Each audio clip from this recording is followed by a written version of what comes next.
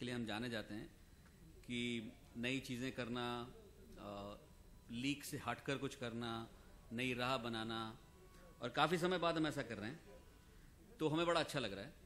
खास बात यह है कि आपको मालूम है कि 21-22 साल हो गए जी नेटवर्क को, एंड हम ही लोग इंडस्ट्री को, टेलीविज़न, केबल एंड सैटेलाइट को पायनियर किए हैं यहाँ पे।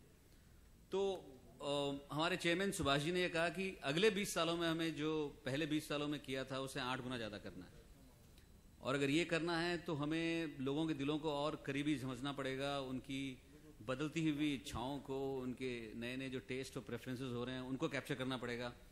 और आप जानते हैं कि जिस तरह से डिजिटलाइजेशन बढ़ रहा है और बाहर की चैनल्स भी यहाँ आ रहे हैं, लोगों के टेस्ट इतने इवॉल्व हो रहे हैं, इतनी नई नई चीज़ें उनको देखने मिल रही है कि हमें अपना स्टैंडर्ड बनाना पड़ेगा हमारी ऑफरिंग्स का। और जब हमने ये सब सोचा और ये महसूस किया कि आगे के 20 साल अगर हमें बहुत बेहतर काम करना है तो हमारा जो पोर्टफोलियो है उसमें हमें वो ब्रांड्स लानी पड़ेंगी जो नए सिरे से लोगों के दिलों में जुड़ जाए और एक बेहतरीन तरीके से ये काम करे जो हमने पहले 20 साल में किया। तो हमने 2-3 नई चीज़ें पिछले साल करी थी। आपको मालूम होगा कि हमने एंड पिक्चर्स एक लॉन्च किया था मूवी चैनल, और उस दौरान हमने एंड एक नया ब्रांड लॉन्च किया। तो जी के अलावा एक नया ब्रांड एंड हमने लॉन्च किया। जी अनमोल एक free to air channel launch किया जो कि हमारे गांव और छोटे कस्बों और शहरों के लिए हैं। और उसी के दौरान एक नया ब्रांड हमने जो लेके आए हैं यहाँ पे, वो जिंदगी। इसकी शुरुआत कुछ ऐसे हुई कि जब पिछले साल, बल्कि 1-1.5 साल पहले, जब हमने सोचा कि हमें एक्सपेंशन करना है, नेटवर्क को और बड़ा बनाना है, तो हम जो यहाँ के सबसे शानदार और उम्दा जो क्रिएटिव टैलेंट्स हैं हिंदुस्तान में, हम उनसे मिलने गए और उन्होंने हमने कहा कि आप हमें ज्वाइन करिए हमारे ग्रुप को। और उनमें से एक थी शैलजा। तो शैलजा केजरीवाल आप में से कई लोग जानते होंगे, उन्होंने काफ़ी नेटवर्क्स में काम किया है। और उनके पास एक आइडिया ऐसा था, हम उनको ऑफर तो कुछ और करने गए थे, उन्होंने कहा कि पहले हमारा आप कुछ नए आइडिया सुनिए।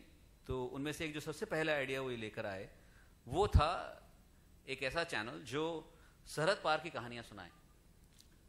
तो हमने कहा कि हमें मालूम है कि वहाँ बकरा किश्तों पे वगैरह ये सब बनता था पाकिस्तान में, तो अभी कुछ और अच्छे बनते होंगे। तो उन्होंने कहा नहीं, अब जो बनता है वो यहाँ के दर्शकों के लिए एक बहुत अनोखा अनुभव होगा। और 1-1.5 साल से उस प्रोजेक्ट पर वो काम कर ही रहे थे। तो जब उन्होंने उनका काम देखा, जब उनके आइडिया सुने, तो हमें लगा कि इस आइडिया को निश्चित तौर पे हमें बैक करना चाहिए, जो कि हमारी एक ग्रुप की एक लीग से हटकर कुछ नया चांस लेने की, रिस्क लेने की, ताकि लोगों को हम और खुश कर सकें, लोगों को और हम अपने साथ जोड़ सकें। तो फिर हमने इसको डेवलप किया।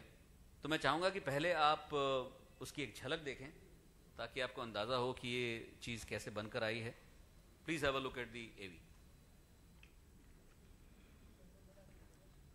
Hi, good evening everybody. Bharat ने बहुत तारीफें कर दी. The thing is, a person can have an idea, but you need people to back that idea for it to succeed.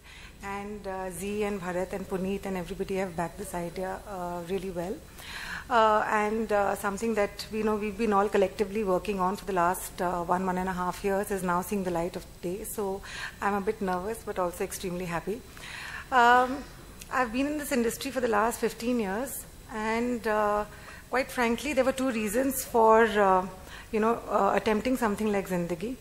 One, I was quite bored with what I was creating myself, and I couldn't watch what I was creating myself for a long time. So I thought that, there's something more to this. It can't just be the same old, same old. In order to figure out what was that, what else could happen, whenever I would come to press conferences, people would always ask, "Naya kya hai?" मेरे पास कोई जवाब नहीं होता था, तो मैंने सोचा कि जब नया कुछ होगा तभी आऊँगी। तो इस कॉन्टेक्स्ट में I sort of started watching content from everywhere. मुझे ये भी लगा कि मास मीडिया प्लेटफॉर्म्स ऐसे होते हैं कि उसमें सिर्फ एंटरटेनमेंट नहीं, entertainment with some kind of a purpose होना बहुत ज़रूरी है। सो द थिंग इज़ कि लेकिन वो बोरिंग नहीं होना चाहिए। मतलब एंटरटेनमेंट विद पर्पस जब भी हम सुनते हैं तो हमको लगता है कि कोई लेक्चर देगा आके या कुछ भी, लेकिन मुझे ऐसा लगा कि ये मास मीडिया प्लेटफॉर्म जो है, अगर हम इसको प्रॉपरली यूज़ करें और इससे अगर हम फॉर एग्जांपल बाउंड्रीज तोड़ें, जैसे कि कहते हैं ना कि मतलब कहानियों को वीज़ा नहीं लगता, इंसानों को लगता है। सो the thing is कि in that context I thought कि this is a platform which can bring people to people contact, which can bring places that we've never seen within our home. I mean, since independence, we've never seen Lucknow, Lahore or Karachi or Rawalpindi in India. जब मैं पाकिस्तान गई तो वहाँ मैंने देखा कि बहुत सारे मतलब हमारे स्टार्स जो हैं वो काफ़ी पॉपुलर हैं वहाँ पर, और मुझे लगा कि वहाँ पे इतने अच्छे एक्टर्स हैं, इतने अच्छे कलाकार हैं. Imran is sitting here with us, we are very fortunate to have him here. बहुत ही फैंटास्टिक एक्टर्स हैं, बहुत ही फैंटास्टिक राइटर्स हैं, और मुझे ऐसा लगा कि यहाँ के लोगों को भी देखना चाहिए कि वहाँ क्या हो रहा है. And it would be very interesting for us just as our films और our serials are interesting for them. So in that context, this endeavor was started, and please take a glimpse of some of the shows that we've bought specially from Pakistan for you. Thank you.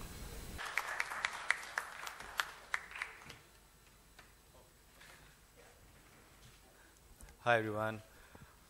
I'm actually honored to be a part of such a prestigious, such a beautiful motive, such a beautiful object. एक बहुत ही खूबसूरत काविश.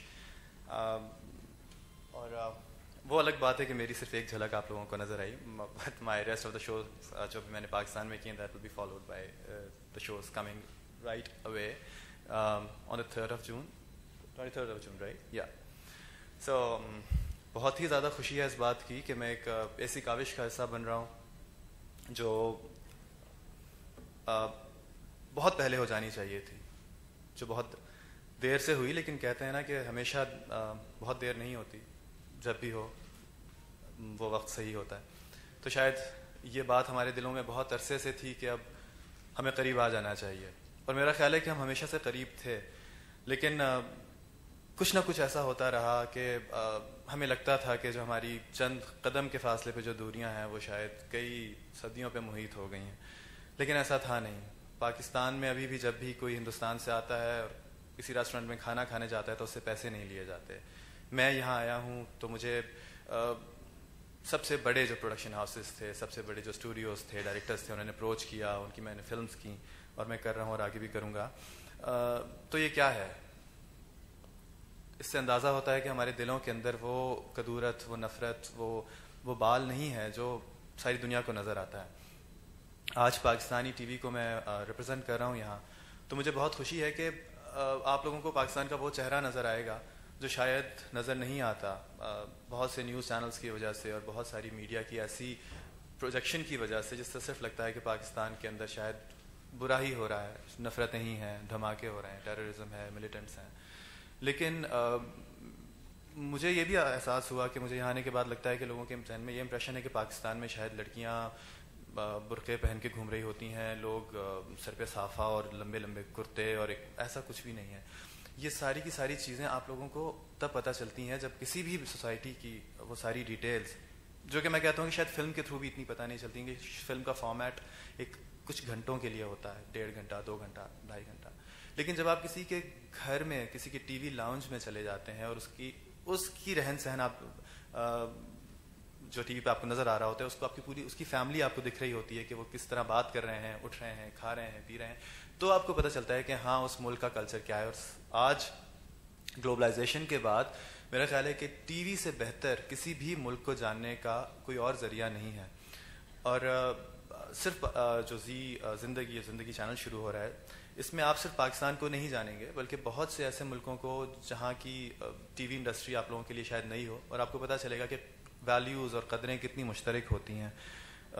आंसुओं का रंग एक ही होता है, दिल के अंदर से निकलने वाली खुशी, गम का एहसास एक ही होता है, कह एक ही बात पे लगते हैं, आंसू उन्हीं बातों पे आते हैं, दुख अभी भी वही है, प्यार का गम, किसी के बिछड़ने का गम, किसी के मिलने की खुशी, कुछ अधूरी कहानियाँ जो ज़िंदगियों में हर किसी के होती हैं वो सब एक जैसी होती हैं. उनके ज़बान बदल जाती है, ट्रीटमेंट्स बदल जाते हैं, शक्लें बदल जाती हैं, स्किन के कलर्स बदल जाते हैं, बालों के रंग, आँखों के रंग, लेकिन शायद दिलों का रंग एक ही होता है.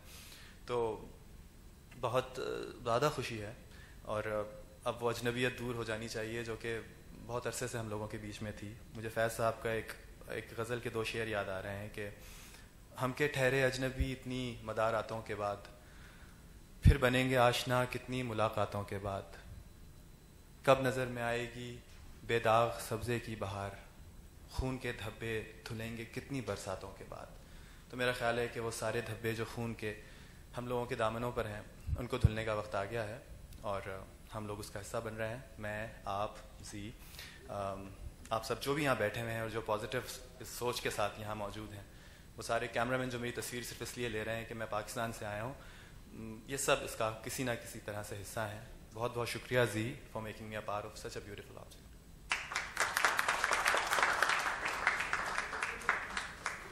Thank you, Imran. We